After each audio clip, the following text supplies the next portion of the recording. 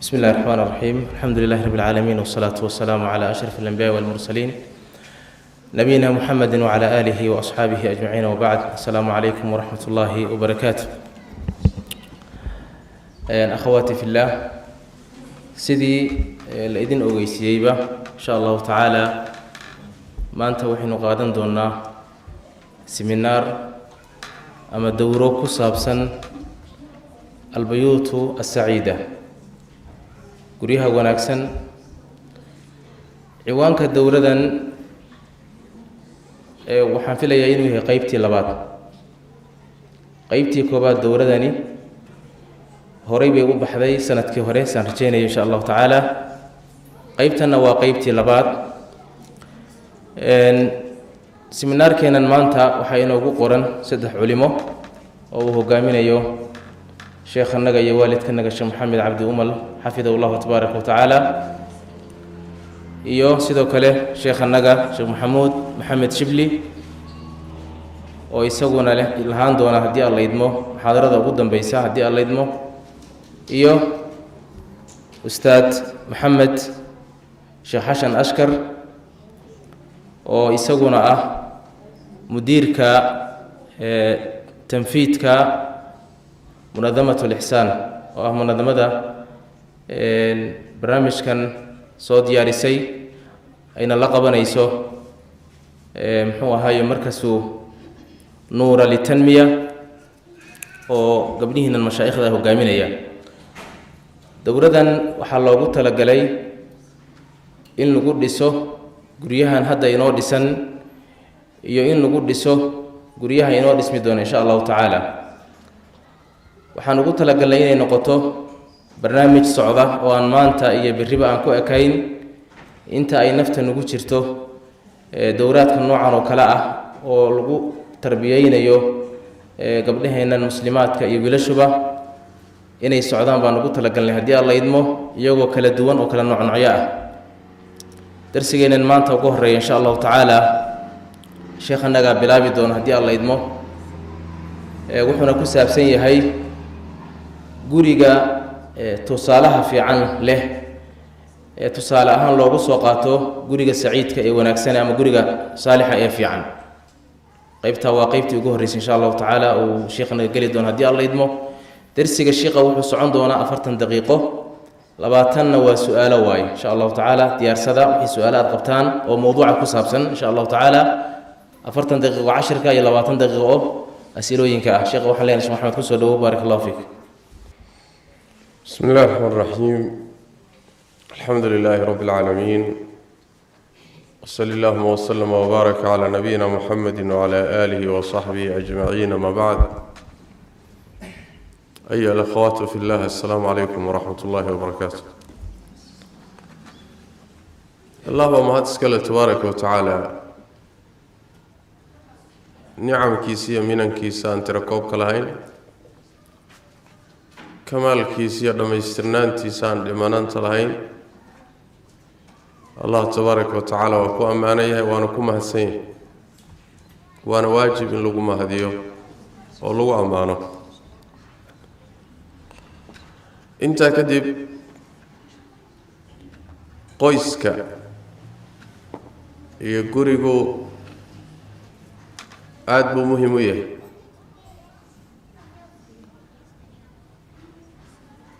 waa asaaska koobaad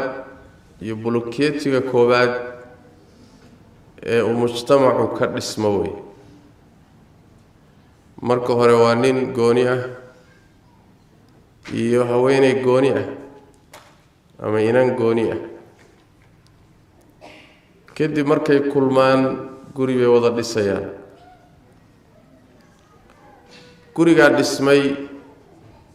iyo guryo kaloo soo raaca ayaa mujtamaca iyo bulshadu ka dhismaan waa meesha jiilka iyo generationada dambe kacaya hadday wiilal yihiin iyo hadday gabdho yihiinba madrasada ugu horreysay ka soo baxaan wey waa meesha lagu barbaariyo jiilka ummadda hogaamiya leh aqoon-yahan leh ee culimo leh ee madax leh ee nooc walba leh meeshay ka soo baxaan iyo dugsiga ugu horreeya soo saara waa guriga. gurigu waa meesha mujtamaca deganaanshihiisa iyo xasiloonidiisa asaas u ah. haddii gurigu uu hallaabo mujtamacu waa hallaysan yahay. mujtamaca inta qoysaskiisu is-haystaan oo dhisan yihiin waa mujtamac dhisan. mar haddii qoysasku burburaan mujtamacu waa burbursan yahay. sidaas daraaddeed ahmiyaddu weyn bay leedahay. diinteennuna mudnaan bay siisay qoyska iyo dhisidiisa iyo sidii gurigu u noqon lahaa guri dayasho mudan, guri nadiif ah, guri labada ruux ee wada joogaayay ay ku nasan yihiin oo ay ku xasiloo yihiin oo ku raaxaystaan. ilmaha ay dhalaan ay mustaqbalkooda ku dhisaan, ayagana ku nastaan oo ku raaxaystaan. guri deganaansho iyo xasilooni leh wuxuu ku imaan karayaa diinteenna inoo sheegtay. waad ogsoontihiin walaalayaal, allah tabaaraka wa tacaala isagaa aadamaha yaqaana. alaa yaclamu man khalaqa wa huwa allatiifu alkhabiir. see buusan u aqoonin? isagaaba abuuray. xubnihiisa xubin xubin iyo unug unug buu jidhka uga warhayaa rabbi tabaaraka wa tacaala. dabeecaddiisuu garanayaa. waxa wanaajiye iyo waxa halleeyuu kala yaqaanaa. waxa qalbigiisu ku degayee ku liibaanayay wuxuu ku khasaarayuu alle kala yaqaanaa. sidaas daraaddeed shuruucda rabbi dejiyey ee ugu talagalay guriga iyo qoyska wax ka fiicani ma jiro. nidaamyo faylasuuf uu dejiyey, bini aadan uu malmaluuqay, gaal kumaba sii jiray uusa samaystay oo uu yidhi qoyskuu u fiican yahay, macno weyn ma laha. rabbigeen tabaaraka wa tacaala oo waxa maqanna og, waxa soo socda og, wixii tegay og, innaga ina abuuray. allahaasaa tabaaraka wa tacaala shuruuc inoo dejiyey, asbaab inoo jideeyey. haddii aynu raacno qoysaskeennu ay noqonayaan meel lagu nasto oo lagu naaloodo oo lagu raaxaysto oo labada isqabta ee guriga dhisay iyo inta la joogtaba meel ay ku barwaaqoobaan. sidaasuu noqon karaya. wakhtigoo kooban daraaddii haddii aan toos u gadagalo asbaab baa jirta gurigu uu ku noqon karo guri mithaali ah. loo baahan yahay hooyo kasta inay ogaato, inan kasta inay ogaato, gabadh kasta inay ogaato, nin kasta inuu ogaado, wiil kasta inuu barto, si guryaha looga dhigo meel dayasho mudan oo qiimo leh. asbaabtaa waxaa ka mid a si kooban haddaan u tilmaamo. kow, an yakuuna alikhtiyaaru alwal cala asaasi addiini waalkhuluq. marka ugu horreysa guriga la dhisayo waxa la isku dooranayo waa inuu yahay diin iyo akhlaaq. markaad doonayso cidda nolosha kula wadaagaysa, dumar baa tahay, ninka nolosha kula wadaagaya markaad doonayso inaad doorato waa inaad marka koobaad ka fiiriso diintiisa iyo akhlaaqdiisa. wakadalika ninka haweenayda nolosha la wadaagaysaay marka koobaad waa inuu ka fiiriyo diinta iyo akhlaaqda. laanna iyagaa waxay yidhaahdeen waxay yihiin raasamaalka, wax raandhiis leh oo hadhaya waa ruuxa diintiisa iyo akhlaaqdiisa way. waxa guriga saamaynaya waa diinta iyo akhlaaqda way. intaa hadday wax dheer yihiin oo ruuxu la dheeryahay, ama haweentu la dheer tahay ama ninku la dheeryahay, taasi waa siyaado, waxaaga wax lagugu darwa. macnaha nabigeenu tilmaamay salawaatu rabbi wasalaamu caleyh markuu leeyahay haweenka 4 mid baa loo guursadaa sida caadiga ah loogu xishaa. qurux ay leedahay dhaban baa loogu xishaa, xoolo ay leedahay baa loogu xishaa, sharaf iyo reer wanaagsan ee kasoo jeedaa loogu xishaa, diinteedaa loogu xishaa. 4taa markuu nabigu sheegay sallallahu alayhi wasallam wuxuu yidhi fadfar bidaati diini taribad yadaak. diinta mudnaanta sii, inta kale hadday wax dheer yihiin oo wax kale la wadato ama socoto dhib ma leh laakiin diinta midda ku guulaysa rasuulku sallallahu alayhi wasallam xadiidkii kalena waa kii rasuulku yiri salawaatu rabbi wasalaamu calayhi markuu ka hadlayay dumarka yaa loo guurinayay si guursanayaan oo rasuulku sallallahu alayhi wasallam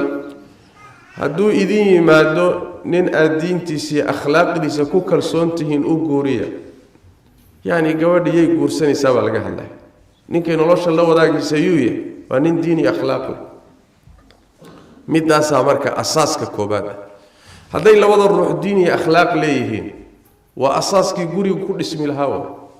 waa nidaamkii guriga lagu maamuli lahaa waa shuruucdii guriga kala hagi lahayd waa asaaska horaba haddii laga ilduufo oo ikhtiyaarka iyo doorashadu halowdo markaasi guriga dhib badan baa soo gaadhay wax badanna gurigu waa waayaya qodobka labaad waxa weeye markii guriga la dhisayo arooska iyo xafladiisa iyo damaashaadka iyo asaaska waa in alla ka cabsi lagu saleeyo la iska ilaaliyo wixii shariicada ilaahay khilaafsan Allah tabaaraka wa ta'ala wuxuu yiri afaman assasa bunyanahu ala taqwa min Allah wa ridwan khayrun am man assasa bunyanahu ala shafa jurufin harin fanhara bihi fi nar jahannam laba guri oo midna alla cabsidiisa lagu saleeyay oo lagu asaasay midna macsiyo iyo dambi lagu asaasay buu Allah tabaaraka wa ta'ala kala soocay oo kala qaaday isma gaari karaan isku midna ma ah guriga ilaahay macsiyadiisa iyo dambiga lagu asaasay oo sadhiga looga dhigay xafladii baa shariicada lagu khilaafay arooskii baa lagu khilaafay gurigii baa lagu khilaafay gooshii baa lagu khilaafay guri ilaahay sharcigiisa iyo khilaaf allaba lagu saleeyay liibaani maayo laguna degi maayo laguna xasili maayo maxaa yeelay markaaba gurigii waxaa dhex dhigtay bambo ayaa dhex dhigtay bambo qarxaysa dambi iyo aafaad ku bilowday arrintaasina waxaa laga yaabaa in ay saamayso xidhiidhka labadiinna gurigii iyo wada noolaanshihii inay saamayso caruurtii guriga ka imaanaysa iyo mirihii la doonayay in meesha ay ka beermaan dunuubtaasi waxaa laga yaabaa in ay keento inuu gurigu burburo sidaas daraaddeed asaaska guriga waa in alla ka cabsi lagu saleeyo wixii ilaahay baneeyay waxaan ahayn waa in laga ilaaliyo arooska iyo dhismaha guriga iyo yani marka la yagleelayo guriga oo labada ruux ay guriga dhisanayaan waa qodob iyadana muhiim ah qodobka saddexaad waxa weeye guriyaha waxaa lagu dhisaa bayna almawaddati warahma labada ruux ee wada jooga marka kalgacayl iyo jacayl bay soo hayaan marna waxay ku wada dhaqmayaan naxariis in la isu naxariisto oo la isu turo oo la isu danqado oo ruuxba ruuxa kaleeto uu uga naxariisto wixii aan munaasib ahayn marna kalgacayl iyo jacayl baa labada qalbi isugu jiro kaasuu gurigu ku salaysan yahay hagayo hogaaminaya oo calaaqadu marka waa calaaqa aad u sareysa mar waa kalgacayl marna waa naxariis معناها واحد المامس آيات ربي تبارك وتعالى ومن آياته أن خلق لكم من أنفسكم أزواجا لتسكنوا إليها وجعل بينكم مودة ورحمة الله تبارك وتعالى وحليها آياته سوحا كمذا علامات كي أستامها إلهي أودي سكتسي قدرتي سوحا كمذا إنو إذين أبوري نفتين إذين كأبوري أزواجا حاسس رقي dumar buu abuuray dumarkiina rag buu abuuray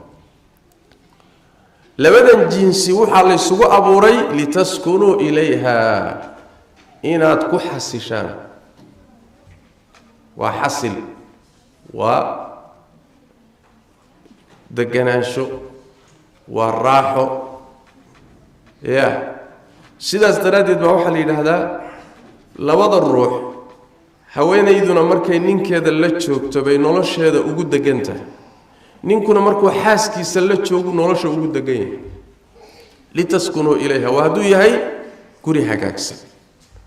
markaasaa rabbi wuxu uhi tabaaraka wa tacaala wajacala baynakum mawaddatan waraxma, alla wuxuu dhexdiinna dhigay kalgacayl iyo naxariis. bimacnaa marna waa laisjecel yahay, marna waa laysu naxariisanaya. xataa haddii jacaylkii waxoogaa uu daciifo oo cunsurkii jacaylka iyo kalgacaylka isbeddel ku yimaado, waa inaan meesha laga waayin naxariis aan laga waayin. waxaa la sheegaa athar waxaa la wariyaa cumar radia allahu tacaala canhu wa ardaah khaliifatu raashid ayaa waxaa u yimid nin baa u yimid. ninkaa u yimid wuxuu yidhi cumar buu wuxuu ku leeyahy waqtigii cumar ibn khataab radia allahu tacaala canhu wa ardaah waxaan dhihi lahaa ayaa nin baa xaaskiisii wuxuu ku yidhi nashadtuki billaah hal tuxibbiinii, ilaahay baan kugu dhaariye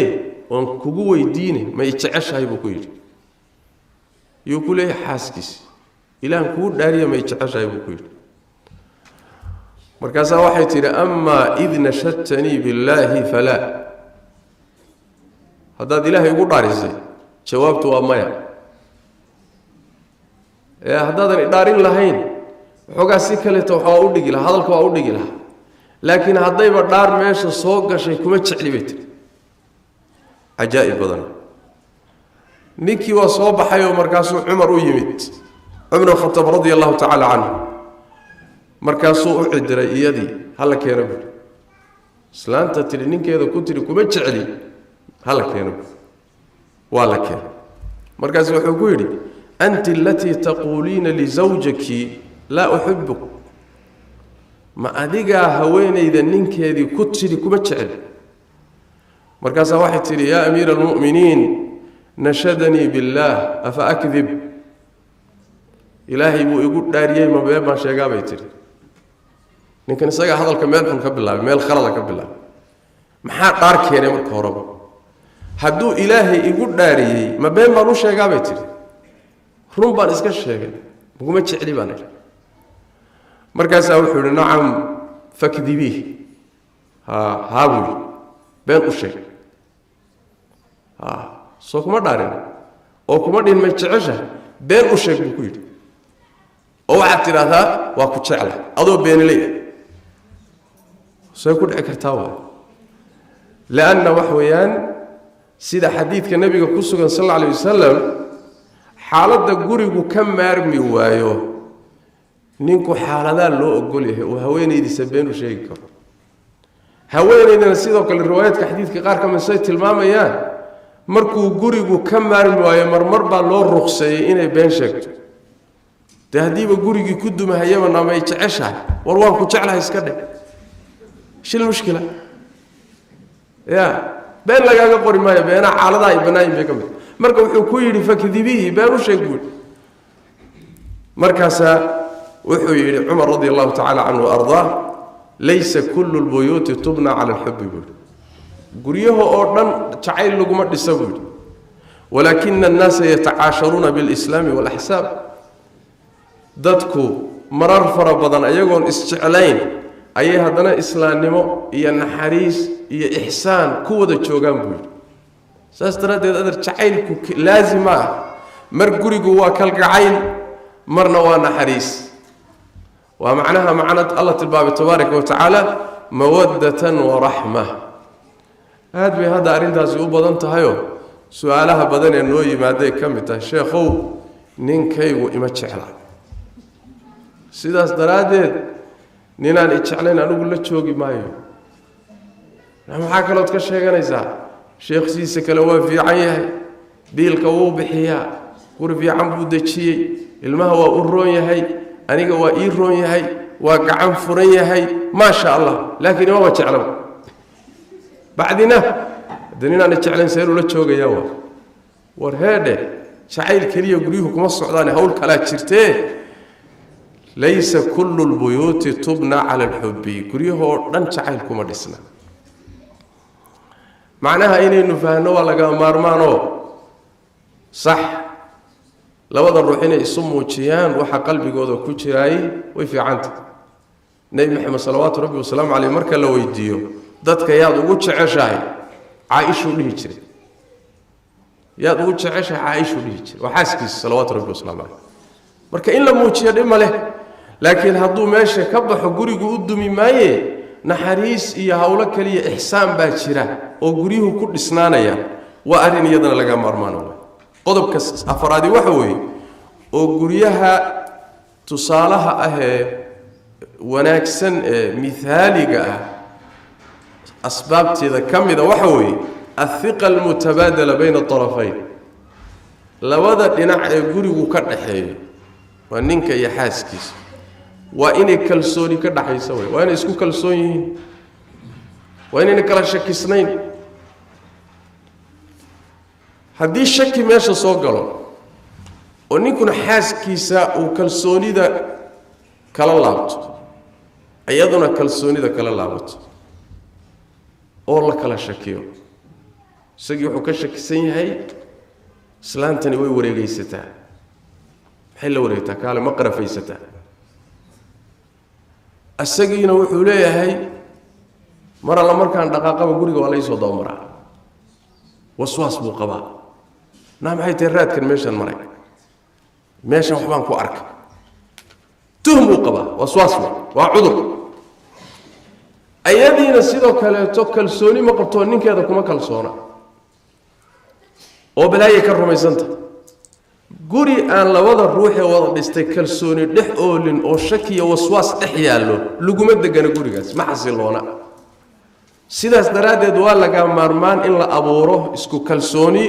iyo thiqa bayniya labada ruux dhexdooda kalsooni inay timaado shariicadeennu waxay aad u fogeysay in ruuxa meel bilaasha laga tuhmo yaa ayuha aladiina aamanuu ijtanibuu kathiira min adhann ina bacda adhanni ithmun walaa tajassasuu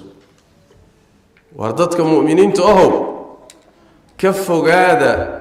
in badan oo tuhmada ka mid ah tuhmada qaarkeed iyo malaha qaarkii waa dembi inaad ruuxii iska malayso iska tuhmto markaase haddana waxaa la daba dhigay xataa haddaad tuhma ku soo gasho qalbigaaga shaytaan wax ku soo rido tuhmo kugu rido tuhmadii ha baadhbaadhin oo waan xaqiijinayaa ha dhihi walaa tajassasuu tajassusku waa tatabuca waay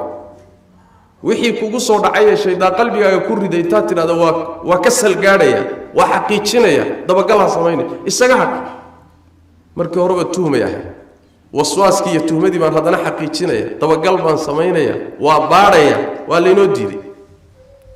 xadiidkii nabiguna wuxuu ahaa salawaatu rabbi wasalaamu calayhi waidaa danantum falaa tuxaqiquu haddii tuhma idin gasho ha xaqiijinina iska daaya isaga hadh bal laba ruux oo adigu rumaysan inay isa sixrahayaan see u wada noolanayaan ninkani wuxuu leeyahay islaantan baa isixirtay iyadii waxay leedahay waa falfallow oo balaayu ii xidhay war seed u wada noolaanaysaan kalsoonidii aawe iyadii waxay rumaysan tahay ninkani daacad ma aha sidana kuma qumanee islaamo fara badan baa u qarsoonoo duurka ugu jira marba hotel dabagal dad bay daba dhigtaa jaajuusiin bay u samaysaa xagee buu galaa maalintii xagee buu ka shaqeeyaa war heedhe war ma kuu sheega war jiraayo cakaaruu imanoo wax qarsoon ma jiree aayar tartiibtaada tuhmada iska dayo waswaaska shaydaanka iyo sheekadiisa haddaad tuhumtana waxba ha baadhbaadhine iska tartiibso shareecadu saasay leedahay kalsoonidaa labada ruux ay qabaan haddayna laba kalsooni isku qaba ahayn gurigaasi deganaansho waa ka lumaya gurigii qalbigiibaa waxgalaya qalbigu hadduu waxgalana waa meeshii guriga waa meeshii aadamuhu uu ka nasan lahaa nabigeenna salawaatu rabbi wasalaamu calayhi wuxuu yidhi ina allaha yubqidu algiirata fii gayri riiba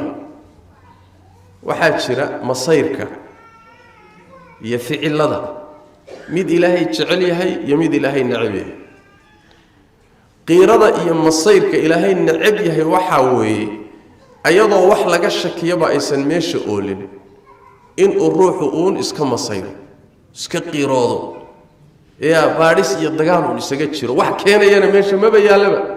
taa ilaahay waa nacab yahay tabaaraka wa tacaala u fiirsada nabigeenna salawaatu rabbi wasalaamu calayhi markii xaadithadii been abuuradka ee xaaskiisa lagu sameeyey caaisha umulmu'miniin radia allahu tacaala canhuma qiso dheer dhacdo dheer bay ahayd oo munaafiqiin iyo kuwa khariban ayaa xaaskii nebiga sal alla alay wasalam waxay ku sheegeen inay sinaysatay walciyaadu billah arrintaasi magaaladii madiinay ku faaftay ma maqasheen caaisha oo xaaskii nebiga ahayd baa waxaasi ku dhacdo wasakhowday nebigu salawaatu rabbi wasalaamu calayh arrintii iyada ahayd hal bil oo kaamil ah waxyina ma soo degin caddeeya arrintiina magaaladii bay ku jirtaa waa lagu wareeray caaisha naftu inay ka dhacdayba ku sigatay guriga hooyadeed bay ku urursatay xaalad adag baa la galay nebigu salawaatu rabbi wasalaamu calayh xaaladda magaaladu wareersanta xaaskiisiina tuumo iyo shaki la geliyey wuxuu rasuulku yidhi salawaatu rabbi wasalaamu calayh fawallaahi maa calimtu calaa ahli khayraa ilaahay baan ku dhaartaye reerkaygiiyo qoyskayga waxaan khayr ahayn kuma ogi xaaskayga waa aqaanaa ninka lagu tuhunsan yahayna waa aqaanaa khayr waxaan ahayn reerkayga ku malayn maaye war ninkaas yaa iga qabta waa ninkii beenta abaabulay oo abuuray marka maa calimtu calaa ahli ilaa khayran reerkayga waxaan khayr ahayn kuma ogi waa kalsooni waa kalsoonidaasi marka labada ruux waa inay dhex taallo markii la doonayo gurigu inuu noqdo guri miaali ah guri lagu daydo oo deganoonsho iyo xasilooni leh qodobka shanaadii waxa weeyaan guryaha iyo qoysasku waxayna ka maarmin aliltizaam bimanhaji alطaaca waalqawaama gurigu waa inuu kala dambayn leeyahay labada ruuxee gurigu waa u dhisan yahay ninkii xaaskiisa marwada guriga iska leh waa inay jidkeeda taqaano waa inay taqaano jidkeeda waa inay taqaano xaqeeda waa inay taqaano mas-uuliyaddeeda waa inay jidkeeda qabsato ninkan odayga ahee reerka uu u dhisan yahayna asaguna waa inuu garanayo waajibkiisa labadaa dariiqee shareecadu kala samaysay nin walba jidkiisa inuu qabsado waayo haddii guriguba nidaam iyo kala dambaynba uusan lahayn yaa la amri yaa amar qaada yaa la adeeci yaan la adeecayn waaba la isku haystaaba kala dambayn ma leh guri aan kala dambayn lahayn wax soconaya maaha ilaahay tabaaraka wa tacaala aadamaha aada u yaqaana wuxuu inoo sheegay aadamuhu waa kaa'in ijtimaaci bini aadamku sidiisaba ruux keligii u noolaan kara ma jiro waa inuu dad la noolaado meeshii laba ruux iyo ka badan isugu timaado dan iyo waxna ka dhaxeeyaanna waa in kala dambayn loo sameeyo nabigeennu salawaatu rabbi wasalaamu calayh waa ka yidhi haddii 3 ruux iyo ka badan safraan waa inay amiir samaystaan waa socoto waa safar waa inay kala dambayn leeyihiin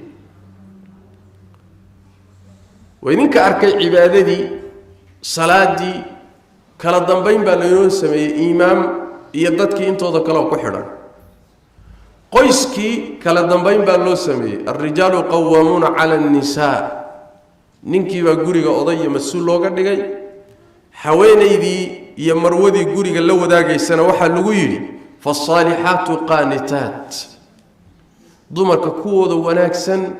ee qiimaha leh waa kuwa allahoodana ateeca ninkoodana ateeca markaas shariicadu waxay gaarsiisay kala dambaynta noocaasa siday asaas u taho guryuhu ayna uga maarmin heer waxaa la gaadhsiiyey haweenaydu ninkeeda haddaysan ateecin in ilaahay u cadhoonayo sababta maxay tahay in xataa jannadeedii lagu xidho la yidhaahdo haweenayda ninkeeda ateecda ayaa janno gelaysa sababta waxaa weeye gurigii kala dambayn la-aan ma dhisnaan karayo ma socon karta waxa la yidhaahdo ana amiirun wa anta amiir faman yasuuqi alximaar adiguna madax baa tahay anna madax baan ahaye dee yaa dameerka hor qaadayoo kaxaynaya ya haddaad rabto adiguna inaad dameerka korkiisa fuusho oo isagu hoggaanka qabto isaguna sidoo kale uu rabo see la yeela waa sidaas daraaddeed guryuhu waxay qiimo ku leeyihiin wax la yidhahdo kala dambayn waa mid macnaha way macnaha qur-aanka kariimku tilmaamay oo rabbi yidhi tabaaraka wa tacaala alrijaalu qawaamuuna cala annisaa haweentana la yidhi ninkaaga ka dambe wixii aan shareecada khilaafsanayn amarkiisa yeel asagana la yidhi gurigii adaa mas-uulka ee guriga toosi oo hagaaji oo adigaa berri lagaala xisaabtamaya la yidhi waay nidaamkaasi markii ummadaha qaarkood ay lumiyeen gaaladan caddaankaa soomayda arkin ee hadda ku faana inay hormareen inay ilbaxeen inay adduunka gaadheen heer lagu daydo gaaladan caddaankae sheegtaa soomaydan arkin markay qodobkaas burburiyeen oo ay yidhaahdeen ninka iyo haweentiisu guriga waa ku siman yihiin maamulkiisa madaxna isuma aha markay yidhaahdeen waxaa ka dhalatay inay guryihii burburaan haweentiina gooni u kadeedanto ninkiina gooni u kadeedmo guryahoodiina burburaan la ysku rafaado kala orod baa ka dhacay laakiin diinteenna xikmadda rabbi u fiirso tabaaraka wa tacaala kala dambayntan guriga loo sameeyey hooyadiina sacaado iyo liibaan bay siinaysaa iyo xasilooni odaygii gurigana xasilooni iyo deganaanshay siinaysaa waa la isku liibaanaya waana laga maarmaan guriga inuu kala dambayn yeesho taa macnaheedu ma aha inuu ninku ku amar taagleeyo haweenta ma aha macnaheedu ma aha inuu noqdo dictator sida alla siduu isagu raba yeela ma aha macnaheedu wax weeyaan sida rabbi mu'miniinta ku tilmaamay wa amruhum shuuraa baynahum mu'miniinta oo dhan arrinkoodu waa tashi waa la tashadaa ra'yigaa la celceliyaa waa la wadaagaa marka la wada tashado kadibna go-aan waa in la qaato go-aanku marka waa inuu soo fulo guriga mas-uuliyadda amarka isagaa laakiin haweentii caqli bay leedahay waa bini aadan aqoon bay leedahay laga yaabo isagayna ka caqli badan tahay waa suurtagal waxaa la yidhi la tasho tashi iyo celcelin iyo wada tashi laakiin markay noqoto fulin haweentu waa inay ninkeeda ka dambayso guryaha sidaasay ku gaadhaan liibaan hadday noqon weydo dee waxaa imaanaysa in gurigii lagu dagaalamo in gurigu mar walba uu ka taagnaado wax la yidhaahdo yacni waxa weeye fawda ka taagnaato in qoorta laysugu jiro ayadiina uma roona isagii uma roona ilmihii uma roona taasina waa qodob muhiima wey qodobka xigaayu wuxuu yahay altacaawunu calaa dikri illaahi tabaaraka wa tacaala gurigu wuxuu ku liibaanaayoo ku dagaayoo ku xasilaa in labada ruux ee guriga dhistay isu kaalmaystaan ilaahay dikrigiisa xuska alla tabaaraka wa tacaala ilaahay daacadiisa maxaa yeelay quluubta aadamuhu waxay ku xasilaan waa ilaahay dikrigiisa guryuhuna waxay ku noolaadaan waa ilaahay dikrigiisa guri ilaahay lagu xusayo iyo guri aan ilaahay lagu xusaynin bakti iyo noolay isula mid yihiin guri ilaahay lagu xusayo qur-aan lagu akhrinayo daaca ka socoto lagu tukanayo waa nool yahay guri aan ilaahay lagu xusaynin oo macaasi iyo dunuub ka socotona waa bakti saas daraaddeed marka labada ruux ay isu kaashadaan ilaahay daacadiisa isu kaashadaan ilaahay tabaaraka wa tacaala quluubtoodu isjeclaysiinaya ilaahay tabaaraka wa tacaala xasilooni buu dhaxal siinaya allah tabaaraka wa tacaala gurigoodiibuu wuxuu ka dhigayaa guri barakaysan looga dhigaya dikriga ilaahay baa barakaynaya alaa bidikri illaahi tatma'inu lquluub dikriga ilaahay baa quluubta ku xasishaa sida rabbi leeyahay tabaaraka wa tacaala nabigeenna waxaa ka sugan salawaatu rabbi wasalaamu caleyh inuu yidhi raxima allahu rajulan qaama min alleyli fasallaa waayqada imra'atahu fasallat allah u naxariisto nin habeenkii intuu hurdada ka kacay tukaday markuu tukaday kadibna xaaskiisa kiciyay iyadiina ay tukatay hadday kici weydana intuu biyo soo qaado wajiga kaga saydha say hurdada uga kacay allaha u naxariista haweeney habeenkii kacday oo tukatay oo ninkeedii kicisay oo isaguna tukaday oo hadduu kici waayo intay biyo soo qaada wajiga kaga saydha u fiirsada khayr baa laysu kaashanaya sooma daaca laysu kaashanaya gurigaasi waa guri naxariiseed waay ilaa nabigu wuxuu ka cabiray raxima allah u naxariista buuri waa guri naxariis iyo xasilooni ku soo degtay weeye guri daacada ilaahay laysu kaashanayo qur-aankii laysu kaashanayo salaadii laysu kaashanayo dikriga rabbi laysu kaashanayo wanaagga laysfarayo xumaanta layska reebayo laysu naseexaynayo gurigaasi waa guri barakaysan xadiidkaasi axmed iyo keyrkii baa soo saaray waa min xadiid abi hurayra waxayna tilmaamaysaa guryuhu waxay ku barakoobaan ilaahay dikrigiisa iyo xuskiisa inay labada ruux isu kaalmaystaan wakadalika inay caruurtooduna sidaa ku tarbiyoodo qodobka toddobaadii wuxuu yahay walaalayaal oo keeni karaya guryaheennu inay noqdaan guryo mithaali oo qiimo badan oo ku xasilo intaan adduunka joogno aakharaba intaynaan gaadhin waxaa ka mida tanqiyatu lbeyt min almuxaramaati sharciya guriga in laga nadiifiyo oo laga daahiriyo wixii shareecadu diiday waxyaalo badan oo waxaa jira shayaadiintu soo raacdo oo guryaha dhex yaala guriga ka saara wixii muusig ka daaya guryaha heesaha guryaha ka daaya sawirada foosha xun ee qaawan guryaha ka daaya qashinkaasi waxaa soo raaca shayaadiintaa soo raaca gurigii wuxuu noqonayaa qashin qub shayaadiintu degtuu noqonaya laana sida nabigeenna ka sugan sal alay wasalam meesha qashinka iyo macaasidu taallo waa xero shayaadiintu isugu timaado waay shayaadiintay hoy u tahay saas daraaddeed markaan musqudka galayno waxaynu nidhaahnaa allahuma innii acuudu bika min alkhubuthi waalkhabaa'is laanna meesha musqulaha iyo meelaha qashinkaa shayaadiintaa degan jinkaa degan ilahay baad ka magangelaysaa marka gurigaagii hadduu qashin qub noqdo marka oo meel macaasi iyo dunuub iyo balaaya ka socota ay noqoto ilaahay tabaaraka wa tacaala dab buu gelinaya taa waad ku talageli labadaa ruuxna ee gurigooda sidaa raalli uga ah iyo guriga noocaasana ilaahay waa isku diraya ilaahay tabaaraka wa tacaala iyagu qoorta isu gelinaya waxaa dunuubta waxyaalaha ka dhasha iyo raadka ay keenaan bay ka mid tahay nabigeenu wuxuu leeyahay salawaatu rabbi wasalaamu calayhi waaladii nafsu muxamadin biyadihi maa tawaada اثnaani fafuriqa baynahumaa ila bidanbin yuxdiثuhu axaduhuma ilaahayga nafta nebi maxamed gacantiisa ay ku jirtaan ku dhaartay buu rasuulku sal alay wasalam laba ruux isma jeclaadaan oo la kala geeyo laba ruux oo isjeclaan jiray kalgacayl dhex yaallay isma nacaan ilaa hadday isnacaan nacaybkaa waxaa keena dembi uu midkood galay ya midkood baa dembi galay dembigii uu galaa waxaa ka dhashay inuu qalbigiisa saameeyo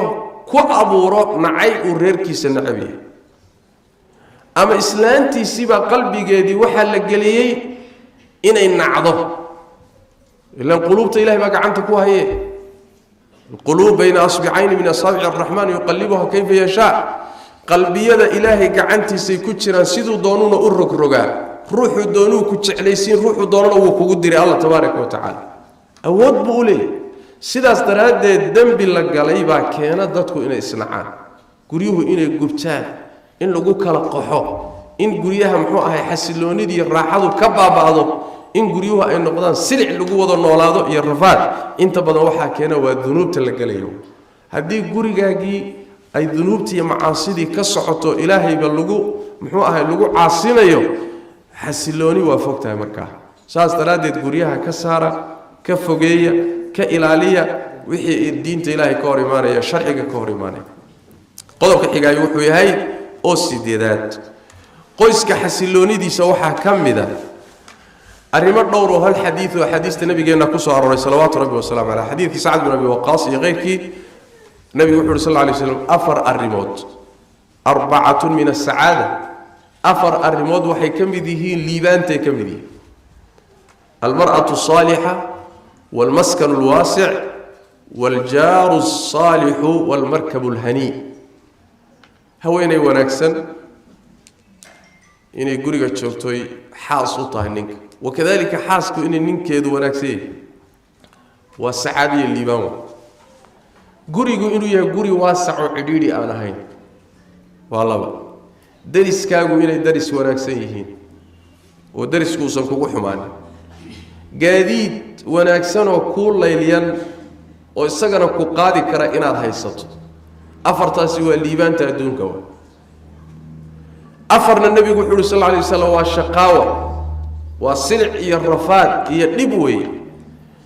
waa darisku inuu kugu xumaado xaasku inay ninka ka xumaato ama ninka xaasku inay ninku ka xumaado ama gurigu inuu cidhiidhi ku noqdo qoyska ama inuu gaadiidku ka xumaado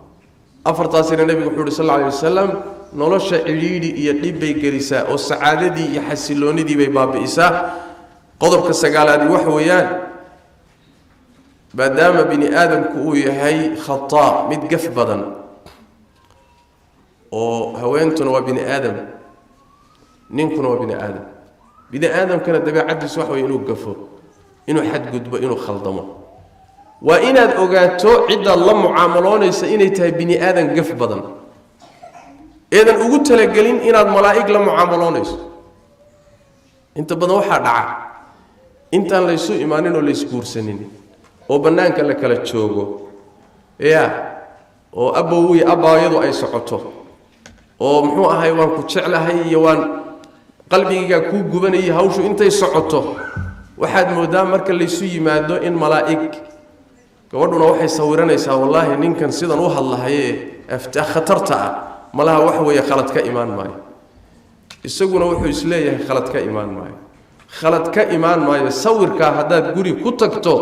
waa waxa ugu horeeya guriga burburiyo waa inaad ku talagasho ruuxan waa bini aadam khalad baa ka imaan afkiisa adinkiisa dhaqankiisa khaladka ka yimaadaayay maxaa xal amar sabir waa qodobkaas guriyaha waa in loo sabro waa inay haweentu ninkeeda u sabirto waa inuu ninku xaaskiisa u sabro waa in dhibaat yani khaladaadka dhacaya aan laga ficil la qaadanin wax waxa jira la taqaafulka waxa la yiraahdaa ismoogaysiin haddaad noqoto un khalad yar markaad aragtaba un aad gubato oo xamili weydo oo aad kala dul dhacdo un ruuxii khaladka sameeyay ruuxa laftiisi waa dhibsanaya saas taradeed marar far badan waa laga indhalaabtaa khaladkii oo dhacay adigoo lagugu khaldamayo baa haddana taqaaful la sameeya yani waxa weeyaan kaana adoon ka warhaynin oo kala la iska dhigaa اللهم هاوش إنك عنك بحضم ويانا مركا أدو بعض إنها براروج سمويان لكن مركز توحي دعي خلد هداد ولا سوبود نلشوا كذا بينقوني ولا سكور رفادي سيداس درادد صبر كوالا جامرمان والله وضع نعبة إلا يسوع صبره محايا لي الله تبارك وتعالى آدم هنساسه قلت لك عليه نبي محمد القرآن إنسان صلوات ربي وسلام عليه إنه سيد البشر أخلاق إلهي أرض ما يستري saxaabadii dumarkiisii ummahatul mu'miniin oo dumarka ugu qiimo badnaa ayaa marmarka qaarkood wax dhici jireen marmarka qaarkood baa la isqoonsan jiray haddana maca dalika sabirka iyo dulqaadkaas ay hawluhu ku socdeen waa in marka guryo isu dulqaataan oo sabir lagu maamulo way guryaha saas daraadeed barbigeen tabaaraka wa tacaala wuxuu wastaciinu bis-sabri was-salaah salaada iyo sabirka kaashada salaada iyo sabirka kaalmaysta baa Ilaahay tabaaraka wa tacaala qodobka ugu dambeeya tobnaadi waxa weeye oo gurigu inuu guri degan oo xasiloon noqdo ka qayb qaadan kara inay labada ruux dabeecad ahaan isu fahmaan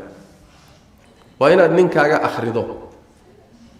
oo akhlaaqdiisa akhrido dhaqankiisa akhrido dabeecadiisa akhrido wuxuu qoonsado akhrido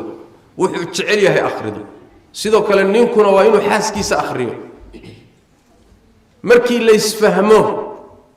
isfahamkaasi wuxuu ka bilowdaa nolol degan oo xasilooni laba ka bilaabato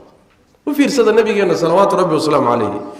ummul mu'minina Aisha wuxuu ku leeyahay inni la a'rifu ghadabaka wa ridaaka Aisha anugu waan ku garan markaad xanaaqsan tahay iyo markaad faraxsantood raalli tahay adoon ii sheegin baan ku garan buu nabigu sal alay wasalam markaasaa waxay tidhi wa kayfa tacrifu daka ya rasuul allah oo seed ku garan bay tahay oo urku baallaa tahay ma qalbigayga waxa ku jiraad garan kartaa seed ku garan inaan xanaaqsanahay iyo inaan faraxsanahoon muxuu ahay aan muxuu raalli ah markaasaa wuxuu yidhi nabigu sal alay wasalam u fiirso wuxuu rasuulku sal alay wasalam caaisha markaad raalli tahay ood faraxsan tahay waxaad tidhaahdaa balaa warabbi muxamed maya maxamed rabbigii baan ku dhaartay baad tidhaahdaa maxamed rabbigii baan ku dhaartay markaad yaro xanaaqsantoo lagugu jirana waxaad tidhaahdaa laa warabbi ibraahim ibraahim rabbigii baan ku dhaartay baad tidhahdaa markaad faraxsan tahayna magaca nebiga sal alay wasalam bay sheegtaayo rabbigii bay ku dhaarataa rabbi muxamed markay waxoogaa yaro wax qoonsatana magaca inta isaga tagta nebigay magacii awowgii ibraahim bay markaa aadaa markaasaa waxay leedahay ibraahim rabbigii baan ku dhaartay markasoo kuma aqaano waay waan ku gartay markaad xanaaqsan tahay iyo markaad faraxsan tahay ku kala garta markaasaa waxay tihi caaisha radi allahu tacaala canhuma waxay tihi ajal lastu uhaajiru ila smaka waa runtaa bay tihi rasuul ilaahi waad i fahantay magacaaga un baan ka tegi mooye de maxaa kaloon samayn karaa bay tihi ya kaama tegi karo meel kale ma aadi karo laakiin waxa ugu badanee samayn kara waxa weeye magacaaga intaan bedelo uun aabbaha ibraahim inaan uun magacaaga ku bedesho oon ibraahim booska soo gashado magacaagiina isaga tago intaa un baan samayn karaa marka xadiidka maxaa laga fahmayaa waxaa laga fahmayaa nebigu salawaatu rabbi wasalaamu caleyh xaaskiisa wuu akhriyey wuu garanayaa wuu fahamsan yahay markay xanaaqsan tahay iyaduna sidoo kale way taqaana nebi maxamed salawaatu rabbi wasalaamu caleyh saas daraaddeed waxa soo dhoweyn kara waxaa ka mid a isfahamka iyo guryuhu inay noqdaan guryo liibaan iyo xasilooni iyo deganaansho ku nool waxaa ka mid a labada ruuxu inay isfahmaan markaad ruuxa fahantana meelaha iyo boyntiyada dacfiga uu ka leeyahay daciifka ka yahay iska ilaali meelaha uu ka fiican yahay tanmiye iyo xooji meelaha uu ka danqanayo nabarrada ka ilaali waxay keeni karaysaa isfaham iyo xasilooni guryuhu ku wada noolaadaan waqtigaa dhammaaday 10 qodob ayaan ku tilmaamay insha allahu tacaala asbaabta keeni karaysa guryaheenu inay noqdaan guryo degan xasiloon liibaan leh intaan aakhire la gaadhin ba aynu ku nasanno awlaad khaar qabto barakaysan aan ka helno innaguna nolol macaan oo qabow oo kalgacayl iyo naxariis ku salaysan inaynu ku wada noolaano جزاكم الله خير والسلام عليكم ورحمة الله وبركاته. وعليكم السلام ورحمة الله تعالى وبركاته. وحين ودقلنا إن شاء الله تعالى أنت نقول لمن ساعدي يا شيخ وقلت لك لي شيخ قبل أن نقول السلام عليكم شيخ واحد يقول أنت هدي وننكو وناقبه ونقول دارته إنه سناقبين سوى قبه وحي حكم كيسة. isaga dabaha haduuba ku yiri ma qabo waxa u daw socotaadii ma isaga dabaha soo hadda bayna soo marin xadiiskii nabiga sallallahu alayhi wasallam eela ya idha dhanantum fala tuhaqqiqu hadii dhanni iyo tuhma idin gasho hadaba gelino xaqiiqi haysdii ya wala tajassasu haysdaba gelina hadday wax jiraan iyaga iska soo bixi dooneen wadaadka cadaadiska ka daa waxa aad i cajabisay gabadh la ii sheegay qisadeeda waa qiso dhacday gabadh baa waxa loo sheegay ninkaagu haweeney qarsoon buu qabaa haween baa u qarsoon way ogaatay wayna xaqiijisay inuu haweeney qarsoodi ku qabo markay ogaatay shib bay u tiri maba ayna la soo qaadin maba ayna dareensiininba hadhow waxaa lagu yidhi naa waa lagula guursaday maxaa meesha ku dhiga haddaad arrinta ogaatay maad kacdidood masayrtido ugu yaraan maad waxoogaa ka daadsatid ya waxoogaa masayrtira xataa maa ka daadsatid gabadh caqli badan baa ahayd waxay tihi naa hadda haddaan boodboodo oon qaylqayliyo oo ninkii aan kuleetiga ku dhago oo berri la yidhaahdo waa jirtaa waanan qabaa waana xaaskaygii oo bannaanka ay u soo baxdo soo ma imaanayso uun laba mid inaan ninkii isweyno oo naag dib ka timi ninkayga iga qaadato iyo in habeenada layla qaybsado soo labadaa mid imaan maayaan sidaas daraaddeed waxay tidhi habeenadayda o dhan anigu aan haysto isaguna meelaha hadhu dhuuntay tidhi maalinkii maxay yeeli hadduu meelaha dhuumaalaysan nin dhuumaalaysanahay ya gabadh aad u caqli badan bay cajab badan sidaas daraaddeed dabagalkan faraha badan iska daayo oo waxyaalaha nolosha khadhaadhayay ka mid tahay tuhmadii waswaaskii aan ka hadlaynay bay ka mid tahay wixii bannaanka u soo baxaa wixii hawshiisu leeyahay laakiin wixii aan bannaanka imaanin dabagalka iyo tatabuca iyo faraha isaga qaada wallahu aclam jazahu allahu khayran su-aasha labaad gabadhan waxay leedahay sheekh hooyadii baa ka horigeeriyootay qabrigeediina waa baaba-ay hadda ma u samayn karaa yani calaamad lagu aqoonsado qabriga lama dhisi karo nebigu waa rabay sal alay slam qubuurta in la dhiso in la nuuradeeyo waa diiday inta ugu badan la samayn karo waxa way qabriga carradii laga soo saaray in dib loogu celiyo carradana sida kuruska geel oo kale sidaan hadda samayno kor loo yara qaado wax yar oo taaka oo kale ah carradaasi hadday baaba'day oo qabrigii uu dumay carro waa lagu celin karaa si qabrigii qabri ahaan loogu garto laanna qabriga muslimka dadka muslimiinta qubuurtoodu ixtiraam bay leedahay marka qabri ahaan loo garto laguma istaagi karo laguma fadhiisan karo laguma xaajo gudan karo ixtiraamkooday leeyihin haddii marka carradii ay duntay carradii waa la toostoosin karaa amaa dhismo qabriga korkiisa la dhiso nabigu waa diiday sal alay wasalam hadday masaladu calaamad tahay waxaad ku samayn kartaa calaamadan qoraal ahayn maalan laan aad ka taagto oo calaamahaan aad ku aqoonsato dhagax aad saarto maalan muxuu ahay madaxiisa ood ku aqoonsato waxaad ku aqoonsatoon qoraal ahayn nebiga way ka sugan tahay salawaatu rabbi wasalaamu caleyh qoraalkana waa la diiday qubuurta korkeeda in wax lagu qoro ayadana waa arrin nabigeenu diiday salawaatu rabbi wasalaamu caleyh wallahu aclam jazakum allahu khayran sheekh gabadhan waxay leedahay maxay diinta islaamka ka qabtaa timaha qaybna in la xiiro qaybna in la daayo wiilashaan taa ku ogeyna gabdhihiina ma sameeya wiilashaa lagu ogaa inay jeega xiir iyo dhinac xiir iyo sameeyaan malaa waxa way gabdhuhu ma lahan filay timaha in qaar la xiidho qaarna la daayo nabigu waa diiday sal alay slam nahaa cani lqasci nabigu wuxuu reebay qasca qasciga waxaa la yidhaahdaa in timaha qaarna la reebo qaarna la daayo qaarna la xiiro waa reebay rasuulku sal alay wasalam marka ma bannaana ama wada xiira ama wada daaya rasuulku sal alay wasalam carruurtaa loo samayn jiray waagii hore qaabkan hadda dhallinyarada wiilashu ay ka dhigtaan nooc ilbaxnimo iyo horumarka ay moodaan waagii baadiyaan annaga ku korray baadiyaan ku korray baadiyaha waxaa la samayn jiray wiilasha dhowr yar baa loo reebi jiray dhowr yar intan iyo intan inta laga soo xiray dhowr yar baa loo reebi jiray gabdhahana timahooda dhexda inta laga xiiro baa intan kore loo reebi jiray xoogaagii aanu 40 sano ka hor baadiyaha ku naqaan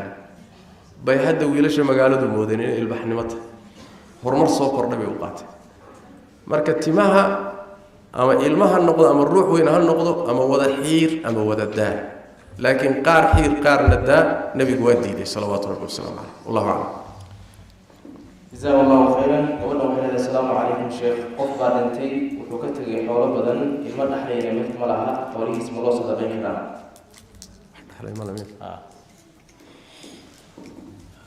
hadduusan lahayn cid dhaxasha waaba qariib ruuxaan wax dhaxla lahayn xoolaha waxaa la geynayaa haddii muslimiintu ay leeyihiin dowlad bangiga dhexe ama xoolaha baytulmaalka meesha la yihahda la geynaya muslimiinta oo dhan baa dhaxlaya iyagaa intifaacsanaya hadduusan jirin dowlad noocaasa iyo hay-ado noocaa u samaysan oo lagu wareejiya haddaynan jirin waa la sadaqaynaya masaalixda caamka danaha guud ee muslimiinta ayaa lagu bixinayaa ceelal masaajid caafimaadka meelaha caamka ah dadka dhibaataysan oo la siiyo iyadin ruuxiina sadaqay u noqon insha Allah taala dadkaas muuminiinta abaana dhaxalkiisa iska leh walmu'minuuna walmu'minaatu ba'duhum awliyaa'u ba'din cid kale oo uga sokaysa marka la waayo dadka walaalihii ee diinta walaalaha ku yihiin baa xoolihiisa iska leh iyagaas intifaacsanaya wallahu a'lam جزاه الله خيرا وقتي أنا ما إن شاء الله تعالى سؤالها كلام ولماذا كلام نقول دون ديال إنه قيبته وقيبته يقول رئيس محمد درسي سياق سنة قلنا ما ذيك حين أوجد إن شاء الله تعالى الدكتور محمد شيخ حسن درسي سي ديال إنه وخصوصا مرحلة تي إتش كأما هو مرحلة أو قفكو وقان جاري يوم هو هاي وتابعها أخرين يقول إن شاء الله تعالى تصير من بارك الله فيك